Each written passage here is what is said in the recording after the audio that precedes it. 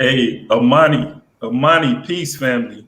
Welcome to another episode of We Charge Colonialism podcast and book club. And today we're gonna have the full team with you today. Welcome back, Frank. Good to I have think you. you muted though.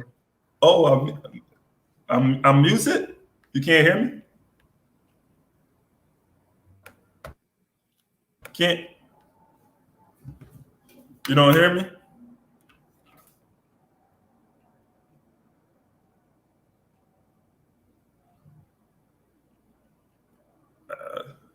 I don't know why it's doing that. Okay.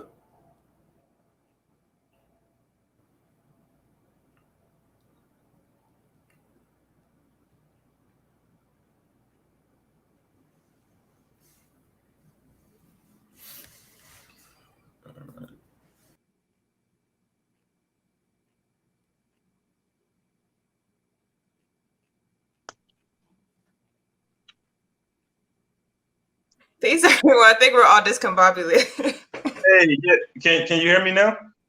Yeah, I hear you. Okay. Had to switch devices. I don't know how. Y'all just let me know. I'm on my phone. Let me know if it looks all right on our channels. Yeah.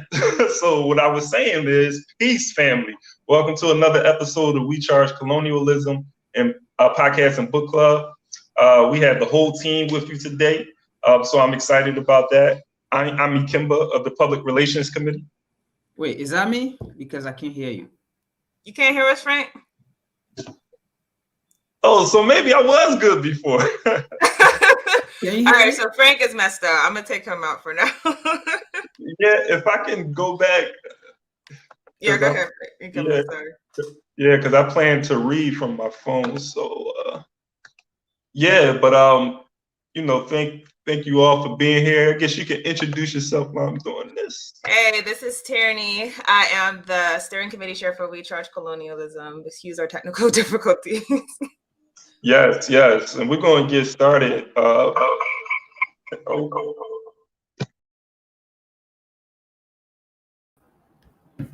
Okay, so I can be heard. I'm good? Okay. Great. So I had to switch back to the device. But yeah, appreciate everyone for being here as usual. I want you to like and share this podcast as far wide as possible so we can get more and more people to jump into these discussions with us and these readings. We have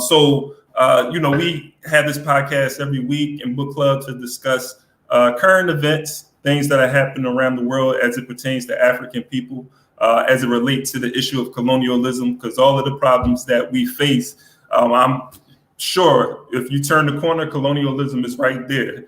It's important for us to realize that and do what's necessary so we can overturn that particular institution. Now, we also read different texts every week, and the texts that we read are usually relating to our experiences, also how it relates to colonialism. So, hence the name, We Charge Colonialism, because we understand that this institution is very pervasive. It's, the dominating institution that we're facing in our lives. So with that being said, we always start off with our weekly roundup, just so that you know where we're reading from. We're going to be reading from chapter 3 today. So we're starting at chapter 3, and that's page 115 in the PDF. I'm sorry, I don't have the textbook with me. I don't have the book with me today, but it's the start of chapter 3. So we're right on the first page. So there should be a link for everyone. There should be access to a link. Let me rephrase that. There should be access to the book in the chat. So look for that link so you can have access to our book. So with that being said, we can start off with our weekly roundup. And I guess we'll start. I plan to start with Frank, but he's not. Yeah, hopefully he come back quick. So I can start off. I did want to talk about an article I actually posted to We Charge Colonialism social media last week, and I thought it was a good topic for this week. So it was about the Black Lives Matter movement and how mayors are basically shifting their tone inside of the campaign, their campaigns for re-election. Now, I'm guessing these re-elections, some of them probably have already happened because there was a lot of elections last week. But essentially, they're shifting their tone. As we know, their tone shifted politically to one of, we have to do something about the police, or we have to do reforms and everything like that. But now it's going back to law and order. And if anyone doesn't know, the history in the United States of law and order rhetoric is essentially the history of the new manifestation of segregationist rhetoric that came following the civil rights movement. So it wasn't cool to say like African or Blacks, shouldn't be included. So instead, they had to find more palpable ways to appeal to the masses. And one way of doing that was saying like, oh, well, we just need law and order. But while they're saying we need law and order, they're flooding our communities with drugs and things that are guns and everything. Like people who lived through that time tell interesting stories. I remember my dad told me like, yeah, one time, like I was a kid, a teenager, and I just remember one of my friends like, oh, come over here. And like he opened his car and there's all these military assault weapons that like, no way. How do you get this inside of the hood? Like, how do you get access to these military weapons? So I believe, they're flooding not just crack, but flooding the inner cities with weapons as a way to kind of self-destruct. And so while they're doing this, they're putting the police inside of the neighborhoods and using rhetoric like law and order. Frank, can you hear us now? Yeah. Okay, yes. So we're talking about the shift and the swing back to law and order politics. So I'm just going to read briefly from an article. In fact, I'll even share my screen if I can do that.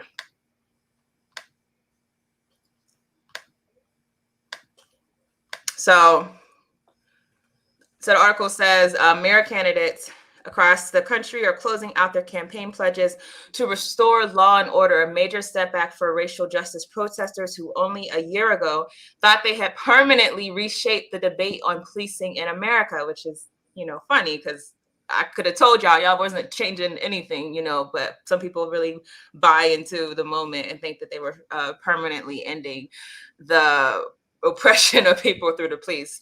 And it says, as voters head to the polls Tuesday, local elections are dominated by discussions about safety and law enforcement amid a surge in violent crime. The tone of the debate, even in many liberal urban cities, highlights how major policing reforms have stalled. So it's an interesting article. I can actually put the link to it inside of the description if anyone wants to read the whole thing. But I just want to get you guys' thoughts on this because obviously, like I said, it's for people who don't study history. It's same with like the whole George Floyd protests that things were changing, and then like here we go right back to the same old politics in the United States of America. So, what are y'all's thoughts? Hey, a few quick thoughts I will have. I'll just lay them out sort of like bullet points. One thing I was thinking about was how the response to the police murder of George Floyd and others, Breonna Taylor and others, now we can see that it was reactionary, right? Because where are we at now? Where are the people who are talking about, not saying that there's no one out there, but where's this movement to reshape policing in this country, right? And there was some, examples of people trying to do that, like in, I think Seattle, I think was one place that they like going all out. But the other point I wanted to make too is the police. The police are a problem because the police. I think it can be cutting up. Police are defending There we go. the system. Like they're not the root of the. You can hear me? Yeah, you stopped for a second, but you're slowing down too. But you could try again. You can hear me? Yeah. I'll probably switch my device. So what I was saying is the police aren't the root of the problem. They're there protecting or defending the actual root of the problem. They're defending the ruling class. They're defending the system. And so even this talk about police as if pouring more money into the police is going to solve the issues. What all you're doing is going to lock more people up, right? You're not necessarily solving issues of poverty by hiring more police. These are some of the things that, I was looking for. If we're going to take this money, let's do our best to bring as many people out of poverty, because economic conditions are the root of a lot of these problems that we're facing. And while you're switching, we didn't get to have a proper talk with Frank, because you're back. Welcome back after a long time, away. I don't know if you want to say anything to our audience.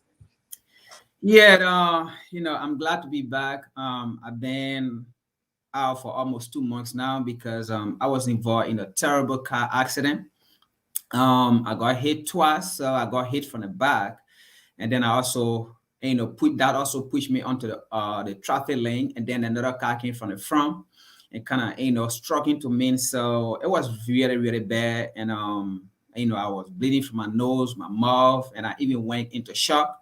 I was rushed to the emergency room. So my neck, my back, everything was, very in pain. Even up to now, I'm still feeling pain in my back, but, things are much better now. I'm making, much progress. So I'm finally back. Welcome back. Welcome, you can give your thoughts. I'm sorry, I don't know if Ikemba's ready, but I was saying you could give your thoughts on the article. I'm just coming, so I'm going to take time to really pick up. I'm going to be a little bit, hesitant to speak because I'm not really I'm trying to pick up things. But like Brother Nkima said, most of the time we also blame the police, but like he clearly said, the police are just protecting the status quo, of the people, because at the end of the day, the individual and the police, we all goes to court and we meet the people that need to do the judgment. Because imagine the police to, we be in the court, or the police to also, get to court as we civilians also get to court. But the issue here is the system that the police protect. The system also protect the police, and that is why we see most of these things going on, because the police know that at the end of the day they are working for the system, and the system going to protect them. So Brother Nkrumah said it, and the system are the one we need to hold accountable, because I think at some point during the George Floyd incident, we saw activists that came out and they were saying defund the police, because our attention was actually focused on the police and these racist people and all of those things. But I think the system too, is there to kind of make not focus on the reality and focus on something that is not really the problem, because if the police were being held accountable, I don't think we would have been discussing some of these things. And the only time you see police being held accountable are, minority police officers, officers that look like me, so to speak. Those are the people that will be here accountable in some other way, that will face some jail time and thing. So the system, is the one actually, that have the problem.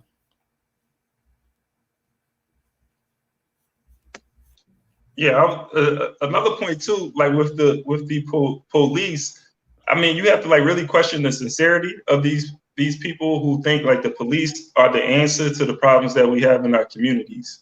Just the very fact that they're not, doing a better job of tackling homelessness, poverty, and all of these other issues that racism that is a result of the colonial system. You just see that these leaders, these mayors, all these people are in cahoots with the ruling class. But I just want to make that last point. Was there something else you wanted to say before we move to Frank, Terry?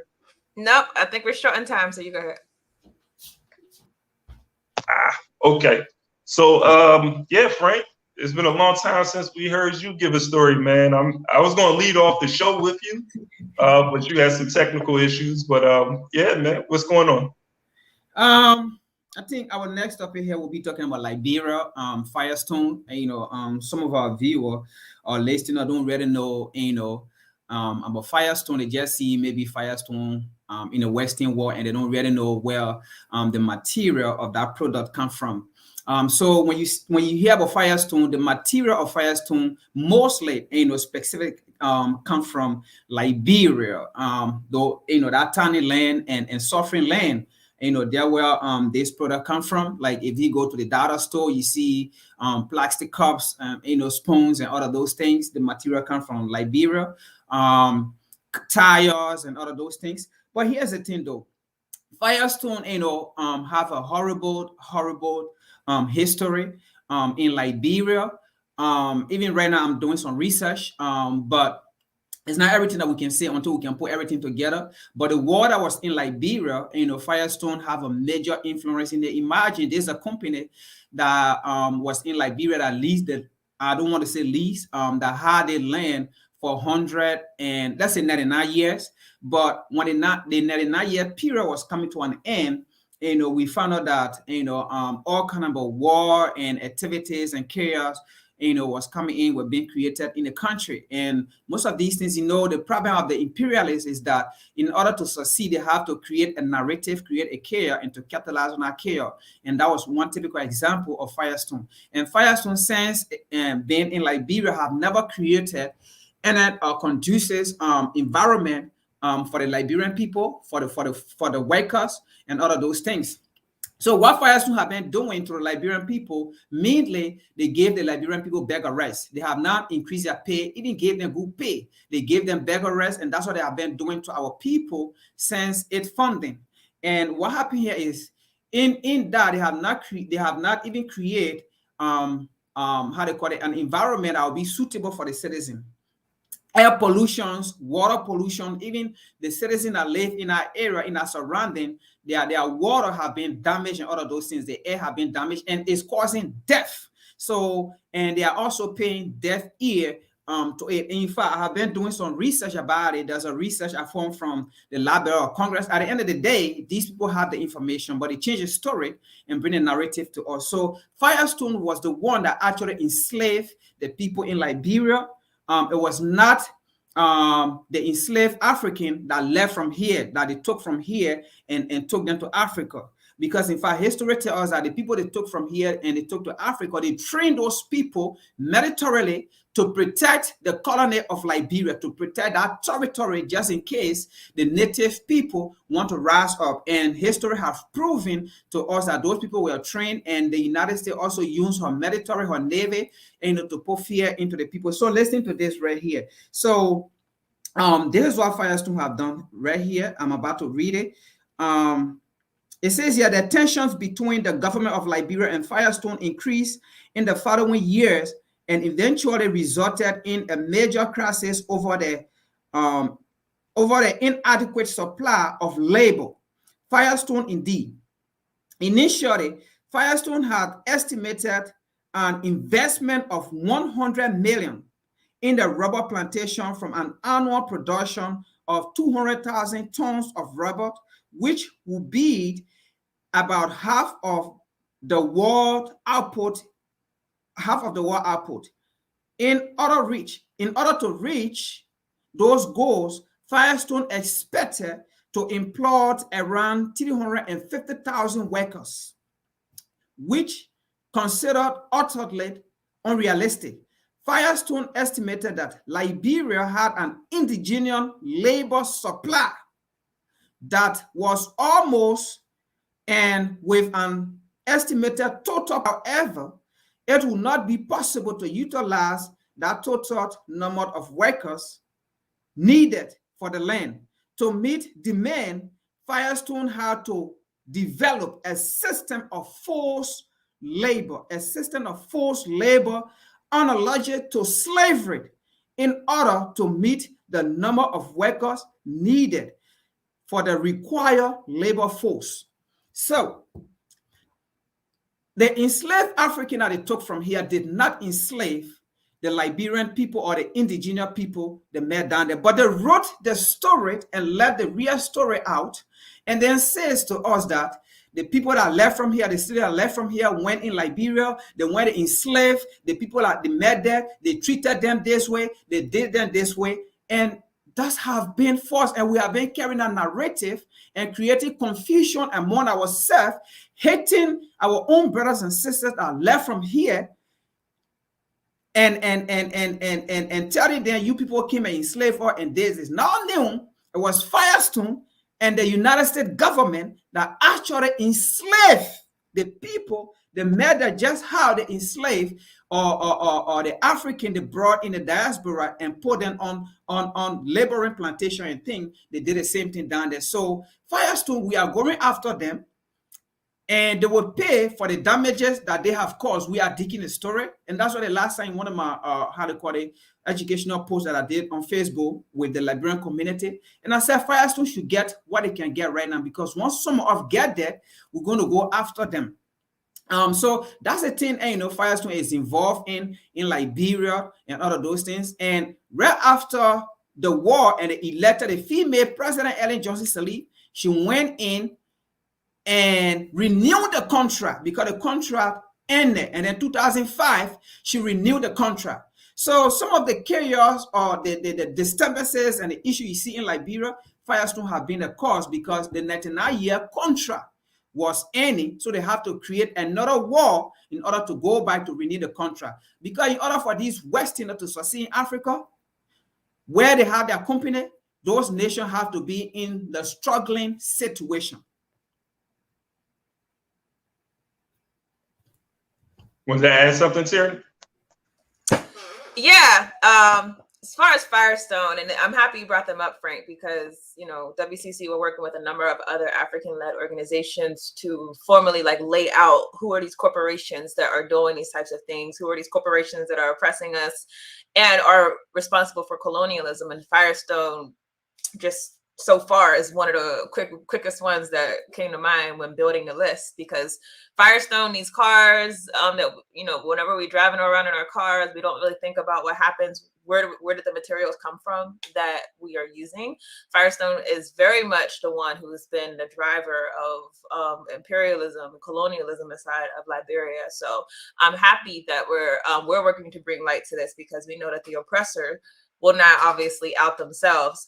And I think this also, again, it brings to mind that we have to understand how close the corporations are married with foreign policy.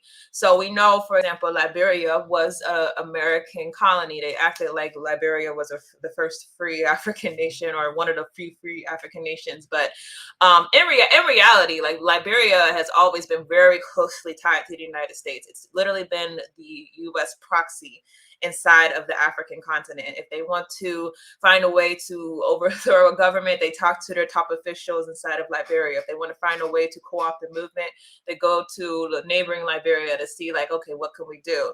So if we understand that simultaneously with this policy, you also have these corporations that are behind the scenes and in front of the scenes that are pushing these policies along with the government, then we'll start to identify that it's not so separate, whenever we're talking about our oppressors. The capitalists and the policymakers are really together, meeting, talking, exchanging reports, coming up with ideas about how they're going to get the most profit out of our African nations.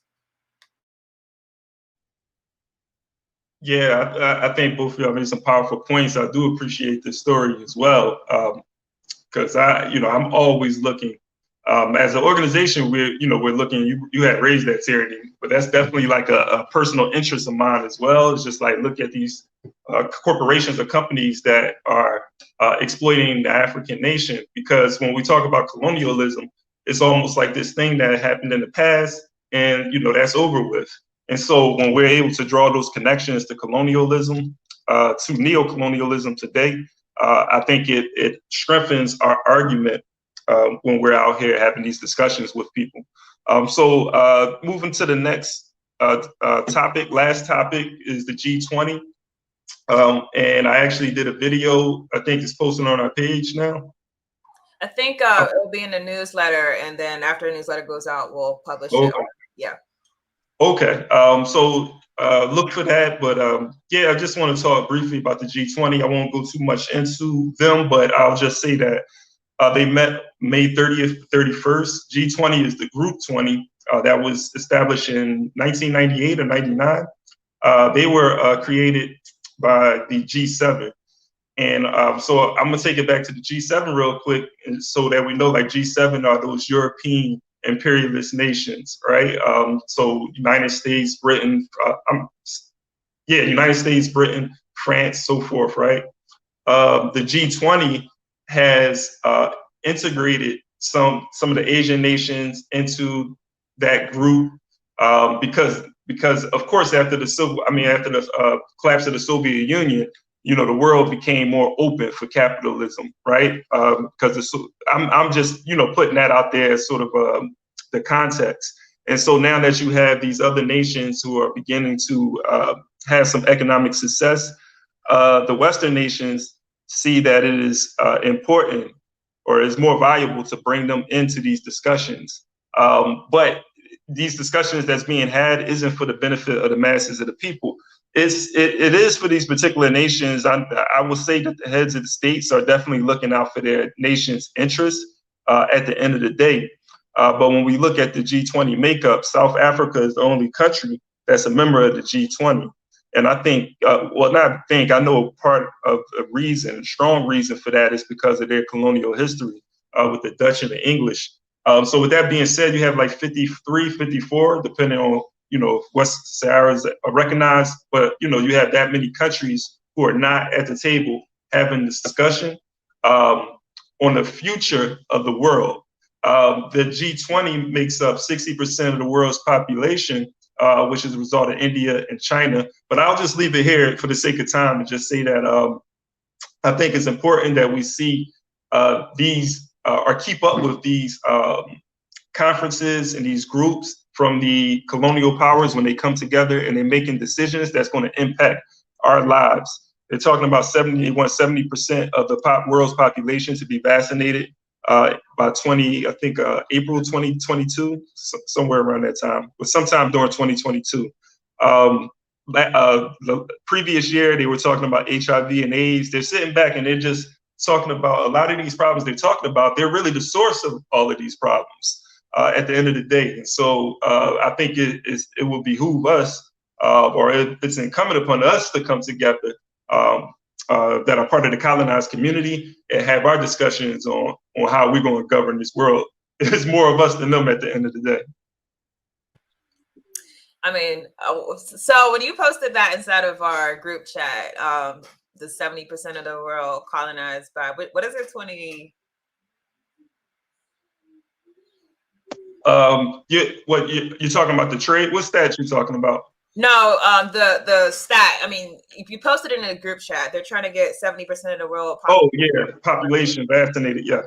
Yeah. I don't know what their goal is, but when you posted that, I mean, it does make your ears go up, because it's like, first of all, as Kim pointed out, why are these people feeling like they're in a position, a small amount of the world, 20 nations, and no way representative of most of the world? I think there were only 3 African countries even there, South Africa, and then Rwanda and Congo were represented.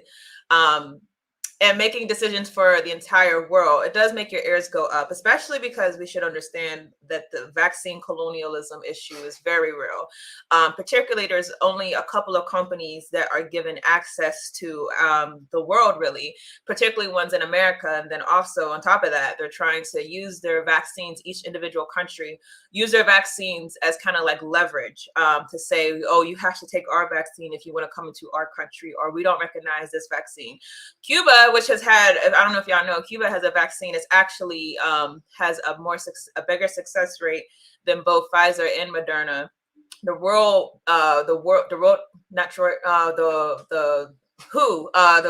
Health Organization has refused to approve that vaccine, and citing some broad, or some abstract reason why. So we can kind of see like what's happening right now. And I don't know how y'all feel about the specific vaccines. Me personally, like I don't know how anyone could argue that all Africa should feel comfortable with something that's being manufactured exclusively by their enemies. But I do feel that we have to take more of an active role in our own politics, in our own destinies and our own self-determination, especially understanding the difference in how COVID did affect Africa versus Europe. We should understand this is our chance and our opportunity to take more control and to try to figure out our own solutions instead of relying on the West to come in and push their own policies inside of our countries. And I did want us to answer Brother Kofi's question about defining capitalism, if I could do that real quick. But just the very simple definition for capitalism is a system where the means of production, meaning anything that goes into making your cell phone, making your computer, making your house. So that would be natural materials. That would be the factories. All those things will be owned by individuals as opposed to being owned collectively. So that's the simple definition of capitalism. Yeah, Frank, you wanted to add anything before we transition? I wanted to talk about the how they call it, the meeting they just had in UK about the climate change, but I will talk about that later. But let me just explain a little bit to what Tiani said about capitalism. Now, she just defined it. So who are the capitalists? The capitalists are those that make decisions. You can even have the resources, as long as you cannot make decisions about your resources, as long as you cannot produce, you don't have any aspect of producing your resources, you are not part of the capitalists. So those that make decisions as well, those are, how they call it, do the distribution, those that control the resources, they are the capitalists. So no African nation or Africa as a whole is not part of the capitalist institution. So you can go to Europe as an African person, you can go to China, you buy your businesses in bulk and whatsoever, and you take it to Africa or to your various nation in Africa, and you sell and you come back and you fly and you think you are part of the capital institution. No, you are just finishing. You are a finished product. You are just finishing the product that are being made by the capitalists. So you go and finish the product. So you selling it, you are not part of it. You are just making a living out of what you need to do to live.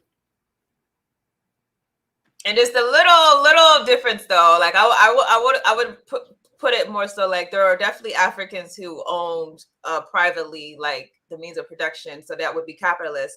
But one thing when I was in Ghana, when I was talking, I was actually had a meeting with a few members from the AAPRP there, and one thing that the way that the one brother put it was that here, if you are African and you have that type of ownership, you want through there's no way, you absolutely want through a European institution or some European connection. Like you don't get vast lands and vast access to mines and stuff like that on your own. So as Frank said, it's like these are people who they're not moving individually. They're part of the capitalist class only by their relationship to European powers. That's what I would say.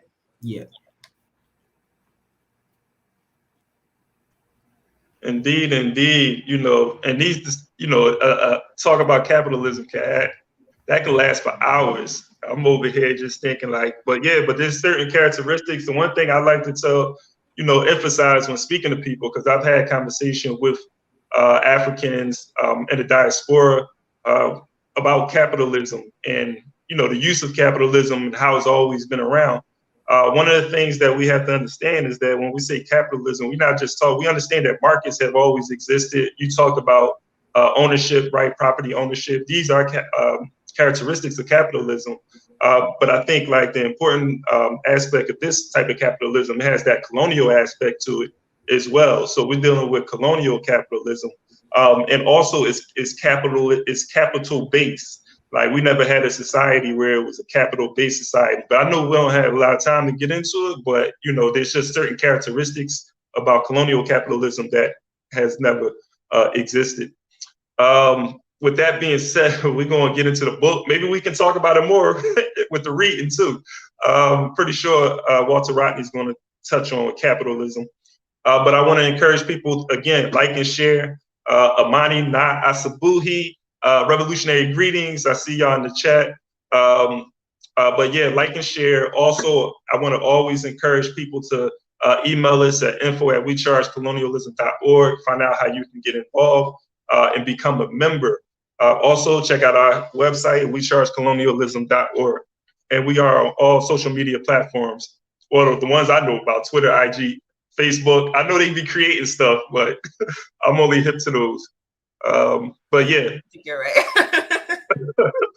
So we're going to transition, like I said, at the top of the hour, chapter 3, the very first page of chapter 3.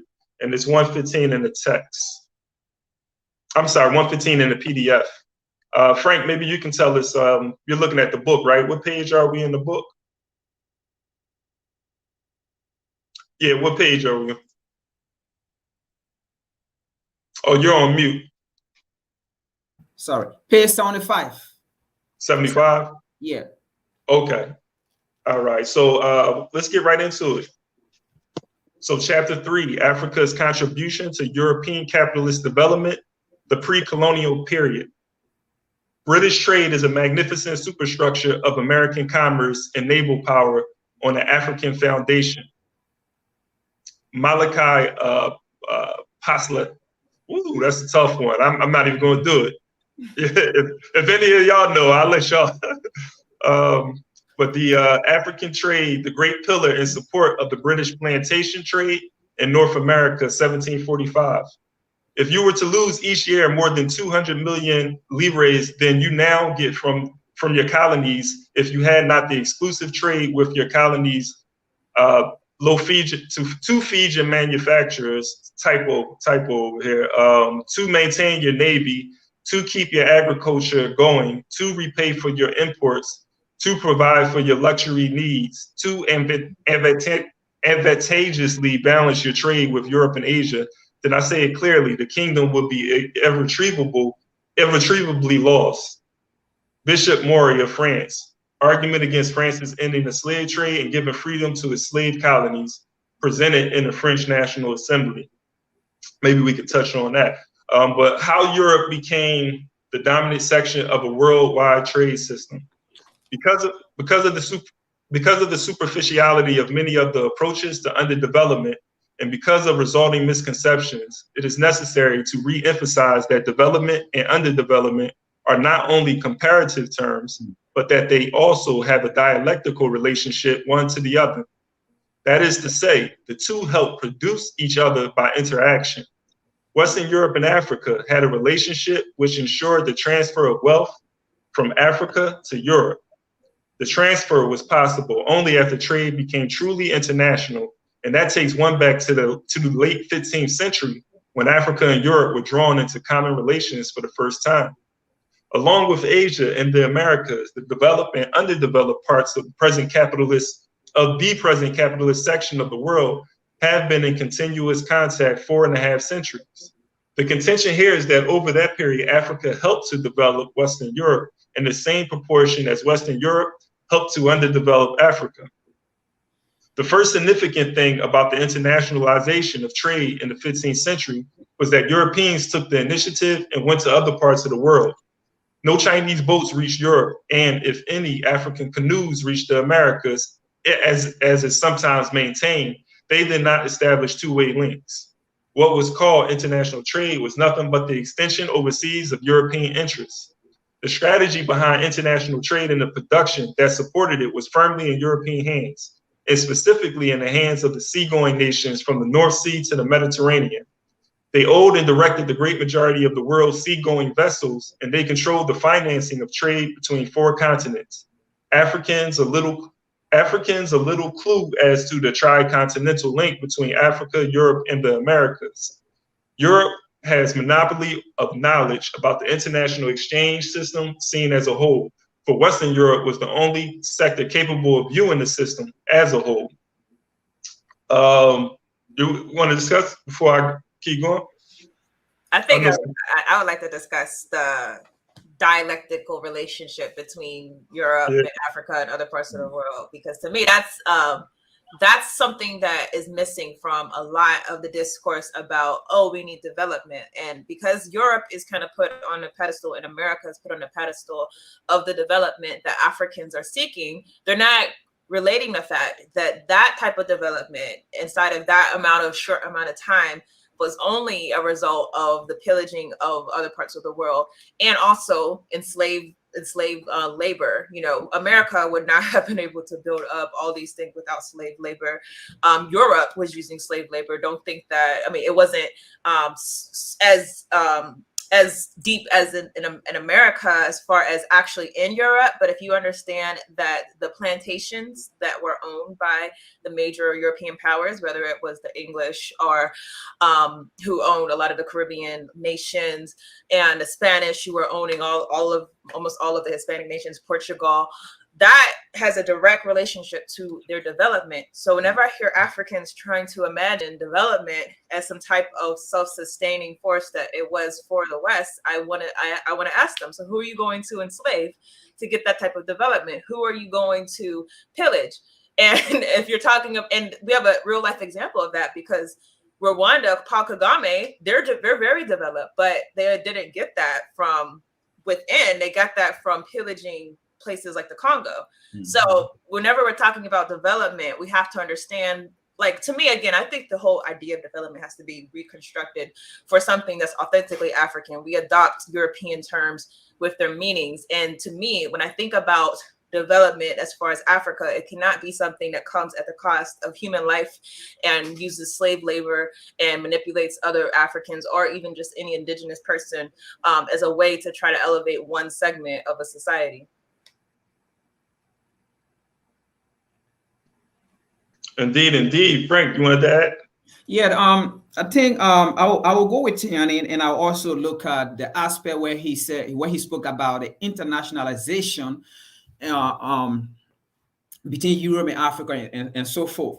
I mean, these are words, that are being used, but in reality, it doesn't really apply to us. We do not need internationalization with the Western world in order for Africa to succeed, or in order for Black nations to succeed, or in order for African people to succeed. And I think what he's also trying to say is, in this part of the book or the reading, is that these war exist, but we can never, be an international partner to these people, and we think we want to succeed. What's going to happen here is, as much as we might try, they will only accept us if we remain the underdog. They have to take the lead and we follow. And that means we have to accept what they say. We have to accept what they bring to us.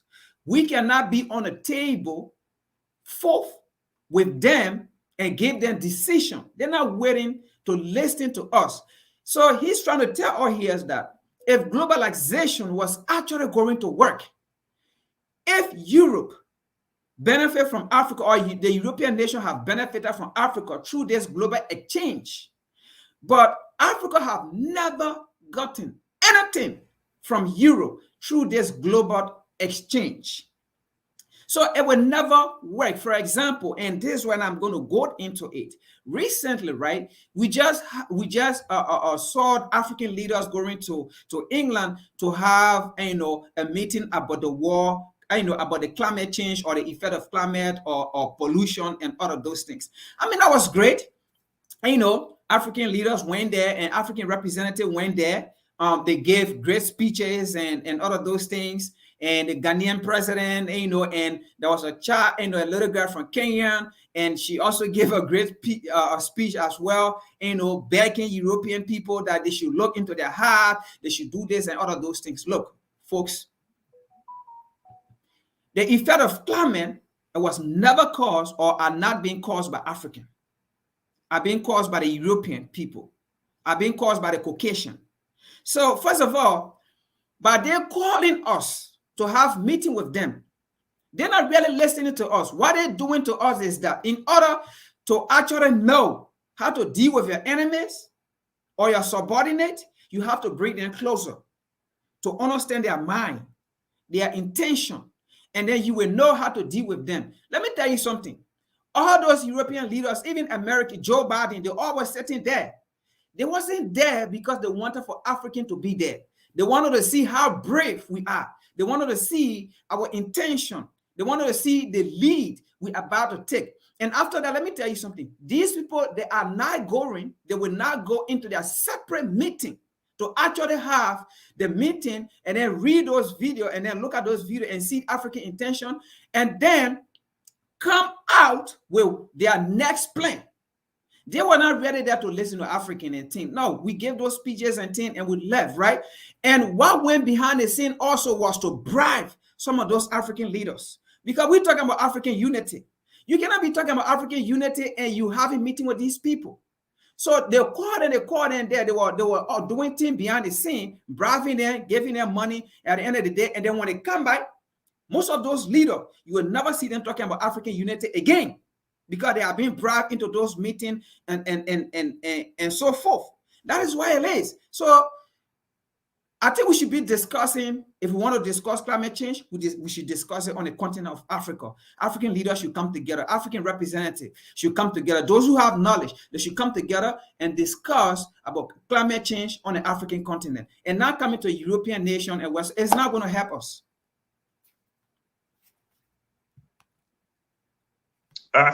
There we go.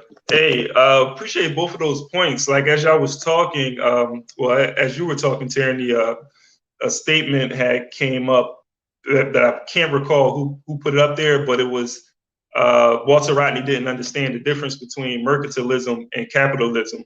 And I was wondering, I know it's a chat. If you feel like you can't type all of that up in the chat, it's too much to explain. Don't. But I'm interested in hearing your thoughts, because I haven't examined this text deep enough to unite with that. But I'm not saying that that's not true. I guess, like, the thing that I'm trying to figure out is, like, is there something flawed about what he's saying as a result of that? I'm just interested in, that's just the curiosity in me, because even when you understand that mercantilism, it's still capitalism with just more of a focus on the mother country, right? And so even with the scramble for Africa, you sort of have that mercantilism philosophy that's driving these European powers to colonize and have their sections in Africa and so forth. But I still feel like at the end of the day, it's still like colonial capitalism. There's a difference, but I'm just wondering if there's something in the text that is making the argument flawed, or a particular argument being made flawed. Yeah, because I don't see where that, if that's true, and I don't know that it is, I don't see where that would change any of the message. But mercantilism is more focused on maritime trading, whereas capitalism, capitalism is the manifestation of what they were trying to achieve with mercantilism. But again, I think we have to keep in mind, just based on definitions, you either have a system where the means of production are owned by a few, or they're owned by a lot. So if you can give me an alternative other than a few or the few or the lot, you can write that out. But I think that's the key as to what Walter Rodney is reflecting. But I didn't want to say, someone said, pray for Ethiopia. And yes, please, y'all pray for Ethiopia, because a country that has a huge history inside of being in our liberation struggle could possibly be facing, something very serious that we know, well, I believe is being sponsored by the United States government. So please pray for Ethiopia. All right, right on. Yeah, and the other part, you flushed it out, like with the dialectic, that stood out to me. And also, last point as well, as Huey P. Newton, I always like to bring him up when we're talking about defining phenomena. Because he said that power is the ability to define phenomena and make it act in a desired manner. And I think, like, even when we're having these discussions on what capitalism is, we have to be clear and make a distinction. And we have to be the ones who are saying, no, this is what capitalism is. You know what I'm saying? And not go by some sort of like textbook European definition of capitalism. Our experience and how capitalism is operated in regards to African people. So I think we can do one paragraph, maybe two. Let's see. Europeans used the superiority of their ships and cannon to gain control of all the world's waterways, starting with the Western Mediterranean and the Atlantic coast of North Africa. From 1415, when the Portuguese captured Ceuta near Gibraltar. They maintained the offensive against the Maghreb. Within the next 60 years, they seized ports such as Arzilla, El Sar Es Segha, and Tangier. I'm probably butchering all of that right there. And fortified them. By the second half of the 15th century, the Portuguese controlled the Atlantic coast of Morocco and used its economic and strategic advantages to prepare for further navigations, which eventually carried their ships around the Cape of Good Hope in 1495. After reaching the Indian Ocean, the Portuguese sought with some success to replace Arabs as the merchants who tied East Africa to India and the rest of Asia. The 17th and 18th centuries, the Portuguese carried most of the East African ivory, which was marketed in India, while Indian cloth and beads were sold in East and West Africa by the Portuguese, Dutch, English, and French. The same applied to cowrie shells from the East Indies. Therefore, by control of the seas, Europe took the first step towards transforming the several parts of Africa and Asia into economic satellites. Do one more. When Portuguese and the Spanish were still in command of a major sector of world trade in the first half of the 17th century, they engaged in buying cotton cloth in India to exchange for slaves in Africa to mine gold in Central and South America. Part of the gold in the Americas would then be used to purchase spices and silks from the Far East. The concept of metropole independency automatically came into existence when parts of Africa were caught up in the web of international commerce.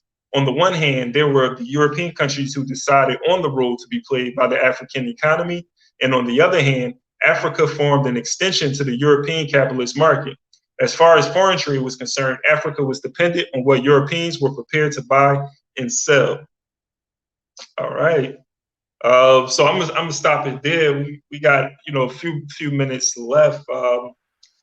This particular part, I just appreciate him laying out the history. I know it's like really this is like a general history. He's not going deep into details, but he is talking about this environment in Europe in the 14th century, going into the 15th, 16th century. But when you look at what's developing at that particular time with trade, and the Europeans really having to go to the Americas and go to Africa. Actually, like when they're discovering, not discovering, I didn't mean to say that, when they make contact with the Taino people or encounter those people in the Americas, there's Africa, most of Africa is a new discovery for them as well. Let me stop saying discovery, but the first time that they've been to Africa just as well as the Americas. So all of this is happening as a result of the conflicts that's taking place with the Moors and all of that. But, I always appreciate the history because it gives us context and understanding of how we got here. Yeah, since we have a few minutes, could we answer, I'll go look for this question that Ms. Hattie put up. This one. It says, obviously, we will not enslave and oppress our people. Then what is our answer to a sustainable economic system? To me, I think it goes back to, first of all, the issue of definition. So if you go back to what sustainable economic system is, I think we have to completely decolonize our notion of what that is. Meaning we can't allow people who we don't agree with their economics to tell us what a sustainable economy is. So if America is your prototype, if the UK is your prototype, if France is your prototype, any of these countries, if they're a prototype for what a sustainable economic system is, those countries which have had the biggest role in African enslavement, then we have to change from what they're saying and look to something that's more authentically good for Africa. And I think you can get that from studying pre-colonial Africa, understanding that we had systems that worked fine for us, but also we can't get stuck in the past. I think some people want to recreate exactly like the exact systems that existed back then. The reason why I personally identify myself as a scientific socialist is because it's not just to say, okay, we go back to the communal life that we lived before. We understand that we're in an industrialized world, an industrialized economy, and we understand now who our enemies are, that our enemies want to come in and take over our country. So every single type of policy, even as we're adopting our historic African traditions, we have to adapt it to the times we're in. We're in an industrialized economy. Our ancestors did not live in an industrialized economy. So that means that we have to find ways to be able to care for ourselves and also protect ourselves. And you can't protect yourself, unfortunately, in this world without having certain lines of defense that they didn't have to have back then. So to me, though, the spirit is communalism, which is really socialism. Some people prefer the word communalism because they have a stigma towards the word socialism, but it's literally the same thing. In fact, Kwame Ture said that socialism is just African communalism applied to an modern industrialized economy. So it's the same principles. And I think that those principles, whenever you see them being used, whether it's countries like Cuba, Vietnam, Venezuela, you have a different understanding of what a flourishable economic system is. It's one where the people are not sick and hungry while you have a few people building these huge, beautiful buildings. It's ones where the people can get educated and take care of their family with what, and maybe not have these huge railway systems, or at least not as quickly as they might be able to build inside of another type of economy. Right on. Frank, you had any last words to add on to that? Yeah, I mean, just quickly, like Tiani, how to call it, summarize it. She explained it in depth. So I'm just going to add to it. And, for example, you cannot go to a system that exploits you, and you expect the system to give you the definition of exploitation. It will never work. Your definition of exploitation will always be different from the definition of exploitation from the man who exploits you. So that's just how it is. So if you want to know the meaning of exploitation, you have to define it in your own perspective as it applies to you. Because the person that does it to you, he doesn't know how really it is, how people feel. You see it? So you know how you feel when somebody exploits you. So you have to find your definition, your meaning, and so forth. Now, I was watching a video from Karma where he asked a question. There was a how do you call it? A guy that asked Karma a question about capitalism. And he asked, and then Karma told him, okay, listen. And he couldn't, he was trying to be a little bit stubborn. So Karma was like, if you were enslaved and your freedom was to come about you killing me, what will you do? And right there he was like, I give up, because there was nothing he could do. And that was the perfect answer. If you are enslaved and your freedom only means to kill me, what will you do? And he said to Karma, Kwame Ture, that said, I agree with you. And he walked away. And Kwame Ture said, you see, that's what exactly. So in order to have a policy, if you want to have a policy, you cannot go to the men that enslave you. You cannot go to the men that exploit you. You cannot be going to Europe and things and you finding, the European policy. What you're going to do here is you're going to build your policy on a system of colonialism, on a system of exploitation, and then exploit your own people. I was listening to you tell the story. I'm like, man, this sounds just like Kwame Ture, but he's saying Karl Marx. Yeah, Kwame Ture. I mean, it's Karl Marx, but yes, Karl Marx, like just short. Yeah. Hey, right on. See, great quote in the chat. It says, going forward, perhaps we benefit more by discussing Ubuntu applications to economic uplift as opposed to capitalism. Debunk. Ubuntu focus is positive energy, while cap critique may not be. Yeah, I think we always gotta, we gotta expose the contradictions, but I agree, like we have to definitely build an alternative and talk about alternatives simultaneously. It's a thing in the Gods and Earths, we say build and destroy, right? In the Nation Gods and Earths. Yeah, so that's something that we need to do. And I think that's a personal critique I was having when I first came into the movement, is that I was seeing a lot of organizations doing a whole lot of critiquing and waging revolution. But I was like, hold on, but when it happens, like, where's the alternative though? So I think like these are two things that we have to be organizing on both fronts to make sure, we don't just have chaos.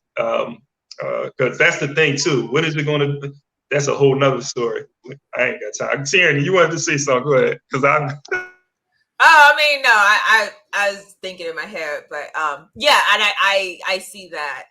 I think me personally, I felt like, so for example, our organization's called We Charge Colonialism as opposed to like Ubuntu, you know, something that is definitely has positive energy. But I think every day about colonialism. I think every day about the exploitation of Africans, because I understand that we have to bring it to an immediate end. But to Baruti's point, I think one thing that you see often is that a lot of people focus on the problem without having solutions. And we've seen repeatedly a lot of people who like will push a certain leader out of power, but not have an organizational structure set up to supplant that. And that to me is like open space for outsiders to come in and impose their plans, because they already have it planned out. How the African economy and African government that will work for the West is already planned out. They already have it planned to a T, and they know it works because it's happened over and over again. So I do think there has to be more emphasis on what are we doing whenever we do get rid of capitalism and get rid of the exploitation of Africans inside of our countries. Yeah, right on. We're at the top of the hour. We're going to keep that Ubuntu in mind. I actually have a book at home that I just picked up. I actually purchased it to as a book that I was going to sell among others, but I decided, I was like, I want to keep this book. Yeah, so I think that's something that we can definitely be more mindful of in these discussions too.